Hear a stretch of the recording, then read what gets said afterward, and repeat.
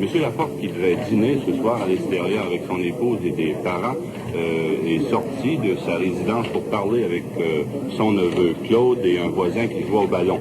Alors voici de quelle façon à peu près ça s'est déroulé. Le ballon est roulé dans la rue, M. Laporte s'est avancé. Au même moment, une voiture est survenue à toute vitesse. C'était, semble-t-il, une Chevrolet 68 de couleur verte ou bleu foncé. Il y avait 4 ou 5 individus à l'intérieur.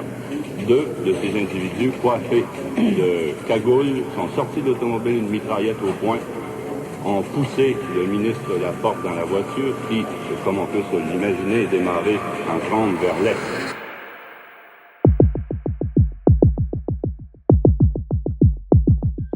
C'est fascinant. Tout, absolument, est oublié ou dissimulé de la crise d'octobre. C'est vraiment la ravalée des ravalés. Le souvenir des gens que j'interroge est sans grand secours, glisse en surface. Lorsqu'ils parlent, j'essaie d'écouter autre chose qui leur échappe, ici et là, au creux d'un silence, d'une inflexion de la voix, ou dans les choses, les mots qui se recoupent d'un témoignage à l'autre. Ce sont les traces d'un monde devenu inaccessible. Même après 50 ans, la peur règne encore sans partage. Aussi, j'en suis venu à me méfier de leurs souvenirs qui m'encombrent, m'engluent. Il faut faire violence à leur mémoire qui, elle, me fait violence, bien malgré eux, c'est entendu. Du 5 octobre au 16, de l'enlèvement de Cross jusqu'au décès du ministre Laporte. Et puis après le 16, alors que le climat, je dirais, global a complètement changé.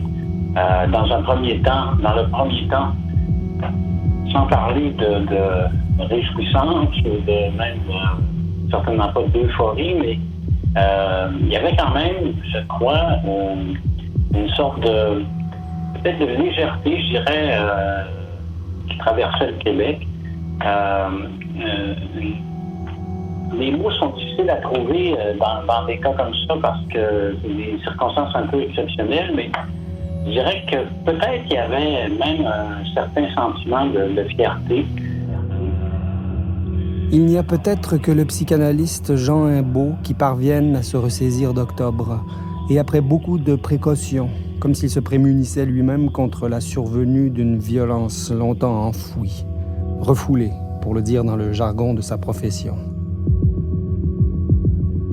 Je réalise un peu mieux maintenant l'impact du régime militaire sur les consciences, le nivellement qu'il impose au récit. La mort de Pierre Laporte est notre héritage d'octobre. Il prend la figure d'un pont, d'un maître ouvrage, le pont Pierre Laporte, qui, enjambant le fleuve, rappelle chaque fois en sourdine combien il faut se méfier de nous-mêmes, de nos morbides pulsions de liberté. Un pont pour franchir tous les jours, par milliers, dans un sens ou dans l'autre, un fleuve d'oubli.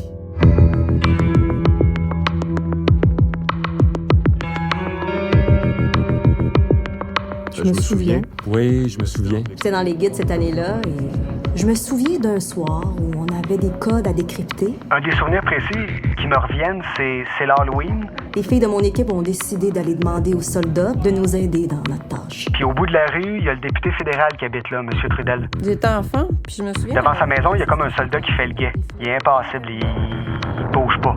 Mais c'est impressionnant. Je me souviens du sentiment d'angoisse à voir passer les chars d'assaut. J'ai senti la gravité devant la réaction de mes parents. Je me souviens. Je me souviens de rien.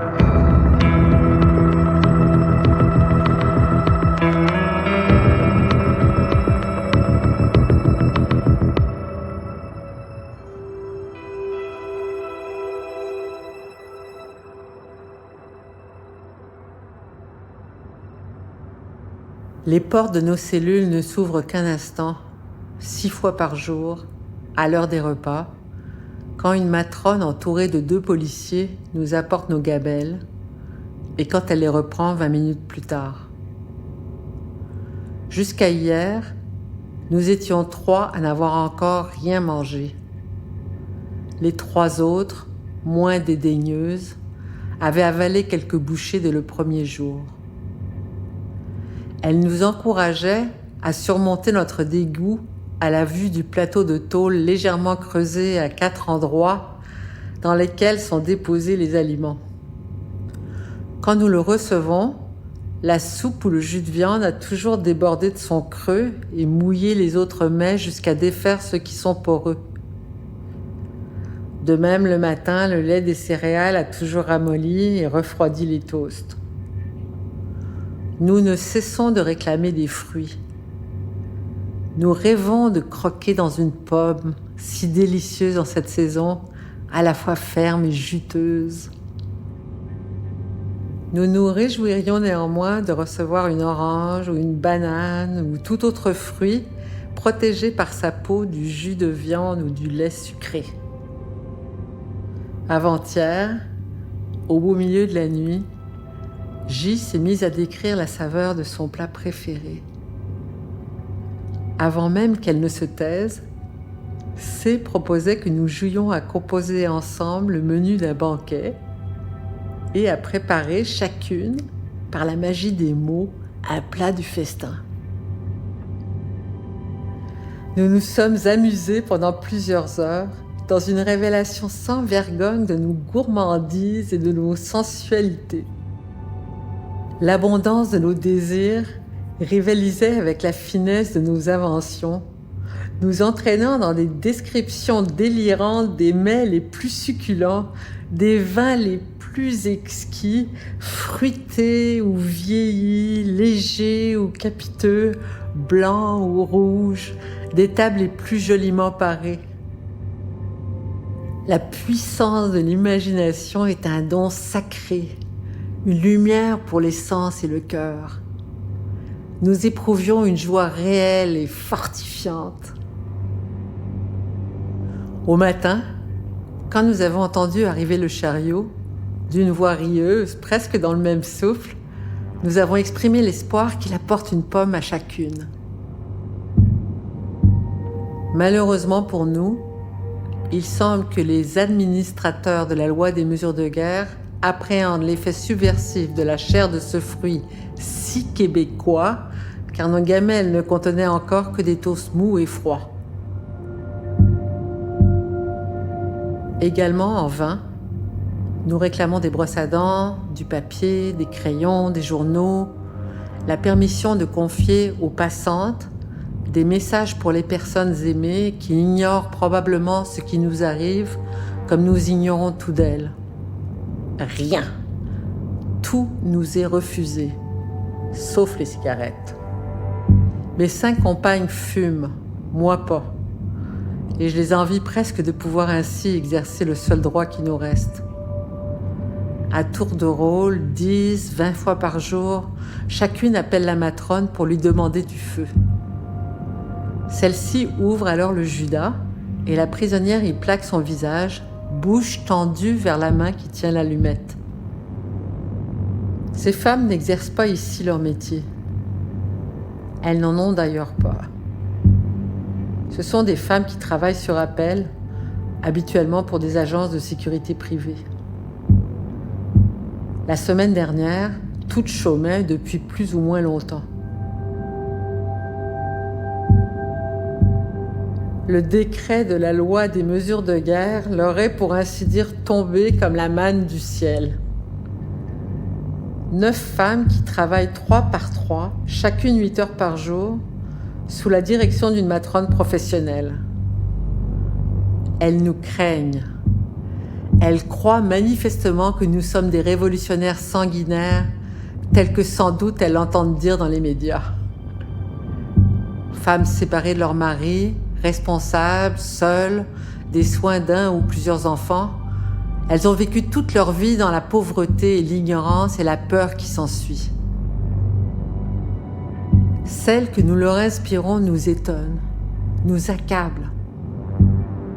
Nous militons chaque jour, depuis de nombreuses années, soutenus précisément par l'espoir que notre action changera la vie de ces femmes, de toutes celles et ceux qui, comme elles, sont victimes d'un système éhonté d'exploitation économique et sociale et d'oppression culturelle.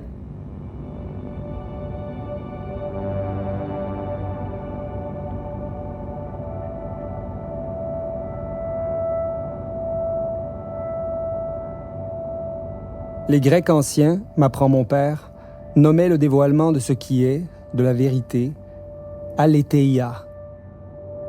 Le A privatif, associé au léthé, le fleuve de l'oubli, signifie littéralement le non-oubli ou le désoubli. Mais l'aletheia, que les Grecs opposent à la doxa, qui est l'opinion tranchée qui se voudrait définitive, une vérité comprise et entendue de tous, plus bonne à dire, faite de préjugés et de confusion, l'aletheia, la vérité qui se dévoile, est par essence changeante, vivante, ce qu'exprime aussi le fleuve, son cours perpétuel, toujours le même, toujours changeant.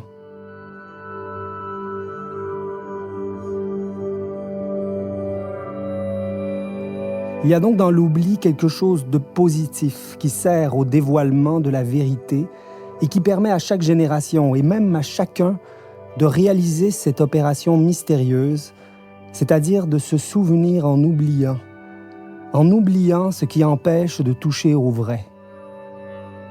Il faut donc, en quelque sorte, oui, faire violence au souvenir de Pierre Laporte, figure violentée, pour désoublier Octobre, le récit univoque qu'on en fait. Univoque et unanime, le récit conclu en toute hâte prend vraiment les allures d'un décret. Le pont coiffé du nom du sacrifié est inauguré le 6 novembre 70, pas même un mois après sa mort, en présence de la veuve et des orphelins. Univocité, unanimité, urgence, voilà les conditions scellées dans le béton armé du nouveau régime. Ce pont a des allures de monument de culpabilité.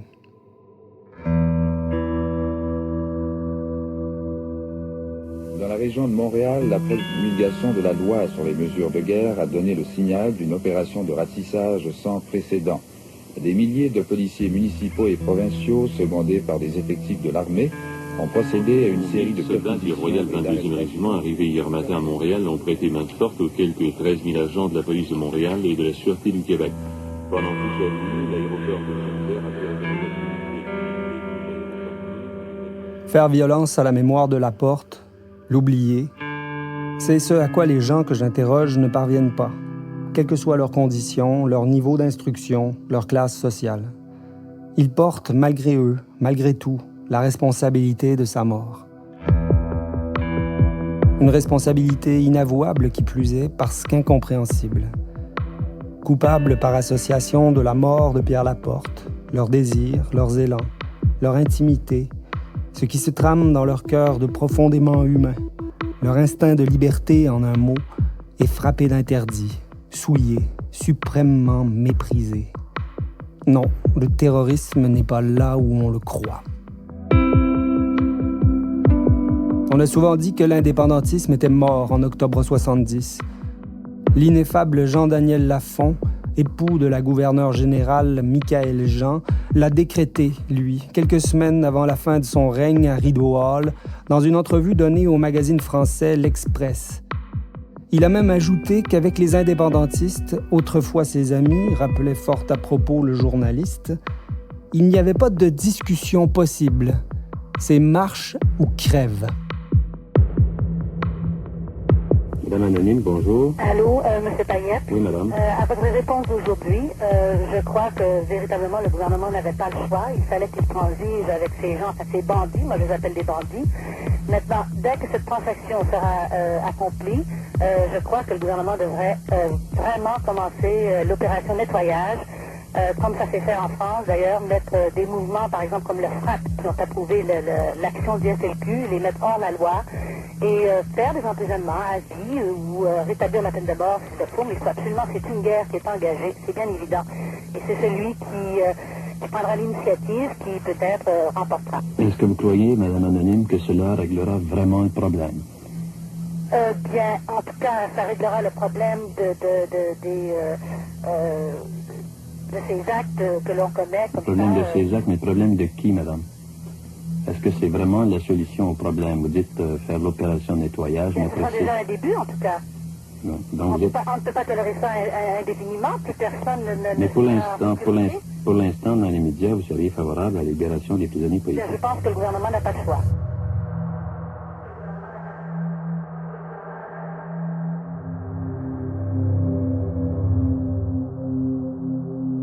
Même Fernand Dumont a reproché au FLQ en 90, 20 ans après la crise, le retard pris par le Québec dans sa marche vers l'indépendance. Dans un article du Devoir paru en 2008, le sociologue Jean-Philippe Warren écrit « Les enlèvements felkistes n'ont pas eu les résultats escomptés par les membres des cellules Chénier et Libération. Aux yeux de Fernand Dumont, ils avaient au contraire retardé le développement d'une conscience politique. Ils avaient répandu, en plus du sang, la peur, la haine et la bêtise. » Malgré l'estime considérable que je porte au sociologue et poète Fernand Dumont, vraiment homme de cœur et de raison, je ne peux m'empêcher de voir maintenant, même chez cet homme au regard si pénétrant, un aveuglement ordinaire qui montre bien qu'il fallut alors se faire, dans la précipitation, une raison commune sur ce qui venait d'arriver d'invraisemblable. Tous, ignorants et savants, attelés à oublier le régime militaire, sa loi d'exception, la réalité en une seule nuit changée du tout au tout, le langage maintenant contraint, la pensée suspecte, la rumeur comme source d'information. Aujourd'hui, 16 octobre 2020, je réinvestis le felkisme dans ce qu'il a d'absolument révolutionnaire. Je tremble presque en écrivant ça, tant s'enracine profondément le souvenir de l'arbitraire, un régime qui oblige à choisir entre marcher ou crever, pas en paroles, en actes, en lois aveugles, en bras policiers, avec l'assentiment, l'accord panique de ce qui perd alors le nom sacré de peuple pour devenir la masse. Quand on s'appelle Gabriel Hudon, je ne parle pas des autres, je parle de vous, quand on va déposer une bombe, on peut penser qu'on va tuer quelqu'un. Comment on se sent quand on va déposer cette bombe? Est-ce qu'on pense que cette violence extrême est nécessaire? Nous avons posé des bombes parce que nous avons cru que la violence était nécessaire. Maintenant, il faut bien se comprendre. Là. Il y a violence et violence. La violence physique entre individus, comme la guerre, là, on se tire l'un sur l'autre, c'est une sorte de violence. Tandis que nous, c'était le petit geste facile, là. La petite bombe qu'on plaçait avec délicatesse, en ayant pris soin, évidemment, de la placer dans un endroit où les risques de blesser quelqu'un ou de tuer quelqu'un étaient très mineurs, très minimes. Alors, nous avons pris toutes ces précautions-là et nous avons, dans une certaine mesure, réussi, justement, à éviter les blessures et les morts. Il n'y a pas eu de terrorisme comme tel. Comme en Algérie, par exemple, où il y avait des bombes qui sautaient dans le public, là, dans le métro, pas dans le métro, mais dans les autobus, dans les trains, dans les restaurants. Nous, on n'a jamais voulu faire du terrorisme. Alors, c'était des actions plutôt symboliques. C'était des gros pétards. Mais la publicité faisait que nos gestes étaient amplifiés. C'était nouveau, les bombes, quand même, au Québec. Alors, la publicité amplifiait, si vous voulez, la portée de nos actes. Et puis, les gens parlaient de terrorisme, finalement. Les journalistes aussi, tout ça. Aujourd'hui, je veux réfléchir à une morale de la violence, comme le suggérait Fernand Dumont, à qui je reviens malgré tout. Une morale qui soit la nôtre, qui se situe entre les deux extrêmes à quoi nous condamne l'occupant, marcher ou crever, la compromission complète ou le sacrifice inutile. Sachant, pour le dire comme le sociologue québécois, que de cette morale, nous avons heureusement le point de départ et le premier principe. Chacun doit se demander pour quelle violence il a déjà pris parti. Faisons-nous une définition de la violence à partir de là. Elle nous sera plus utile que celle des dictionnaires. Elle nous jugera. Bon, c'est pour vous dire que j'approuve la libération des prisonniers politiques. Oui. Parce que quand on songe au genre de procès qu'ils ont eu, ces prisonniers-là, en fin de compte, c'était vraiment pas des procès équitables. Et puis, comme Pierre-Paul Geoffroy, par exemple, qui a été condamné à je sais pas combien de fois à la prison à perpétuité, c'est une chose qui s'est jamais vue, même pour un homme qui avait fait des scènes de meurtre, quoi. C'est absolument injuste. Et puis, il y a eu beaucoup de publicité, par exemple, autour du procès de Vallière, qui a été en prison 2 ans avant d'avoir eu son procès. Et puis Vallière, c'est uniquement un exemple, et puis on sait ce qui s'est passé parce qu'il était très populaire et que le gouvernement était obligé de céder à la pression de l'opinion populaire. Mais il y a d'autres prisonniers politiques qui ont été moins populaires que Vallière et puis qui ont subi autant d'injustices que Vallière a pu en subir. Alors, pour ceux qui acceptent d'être déportés, je suis pour la libération des prisonniers politiques. Se forger une morale de la violence. C'est vraiment ce qui se proposa à nous en octobre 70, au moment du deuxième enlèvement, le 10 octobre, alors que la cellule Chénier kidnappa Pierre Laporte, chez lui, en plein jour, 45 minutes après que le ministre de la Justice, Jérôme Choquette, eut offert une fin de non-recevoir à l'ultime exigence du FLQ, la libération des prisonniers politiques.